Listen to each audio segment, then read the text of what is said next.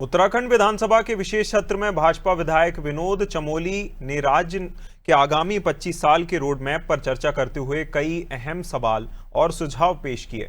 विनोद चमोली ने कहा कि राज्य में आज भी मूल निवास की कोई स्पष्ट अवधारणा नहीं बन पाई है, जबकि देश के अन्य राज्यों में मूल निवास की व्यवस्था मौजूद है। साथ ही उन्होंने गैरसैंण के विकास को लेकर अहम सुझाव भी दिए। उन्होंने कहा कि गैरसैंण को उत्तराखंड के विकास के लिए स्थायी राजधानी घोषित किया जाना चाहिए।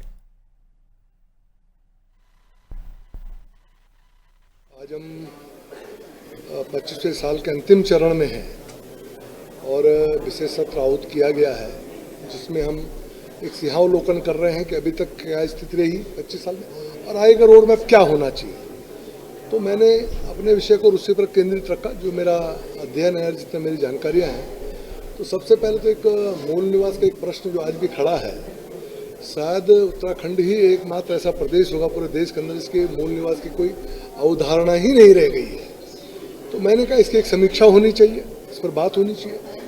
इसी तरह मैंने भू कानून का विषय लिया। भू कानून में हम लोगों ने एक सख्त भू कानून लाए हैं, लेकिन 107 जो स्थानीय निकाय हैं जो भू कानून से बाहर आती हैं, उसके लिए भी कोई ना कोई व्यवस्था हमको बनानी चाहिए ताकि उसकी खरीद फरोख्त भी गलत तरीके से ना हो और वहाँ पर लैंड यूज पहले तय हो जाए, ताकि उल्टे सीधे लोग उसका दुरुपयोग न करें और हमारी पहाड़ की डेमोक्रेसी को हम संतुलित रख सकें। दूसरा विषय मैंने ये लिया। तीसरा विषय ये था जो आंदोलनकारियों के जो आज भी कुछ सवाल खड़े हैं, कुछ समस्याएं हैं जिसका समाधान नहीं हो पाया है। तो जब हम आंदोलनकारियों को याद कर रहे हैं, उनकी शहादत को नमन कर रहे हैं, उनके संघर्ष को प्रणाम कर रहे हैं, तो उनकी उन समस्याओं का भी समाधान हो जाना चाहिए।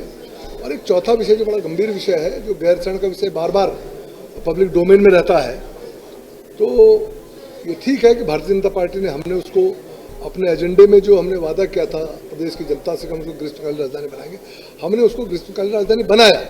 लेकिन भविष्य के लिए वहाँ पर अवस्थापना संरचनाएँ खड़ी हो सके और वो सही मायने में ग्रीष्मकालीन राजधानी वहाँ पर चल सके, उसके लिए मैंने कहा कि एक एसीएस स्तर का कोई अधिकारी वहाँ पर बाकायदा डिप्यूट होना चाहिए जो वहाँ की अवस्थापना संरचना को तैयार कर सके और आगे चल के वहाँ पर राजधानी का संचालन हो सके।